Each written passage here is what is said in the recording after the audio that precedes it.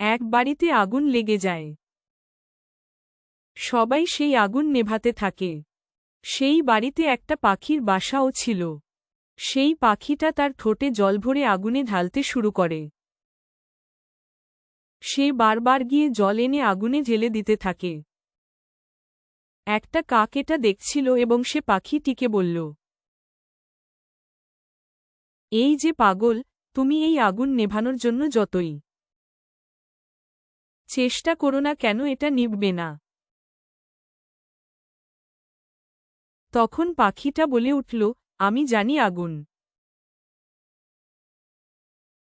নিভবে না, কিন্তু যখন এই আগুনের কথা বলা হবে, তখনই আমি আগুন নিভিয়ে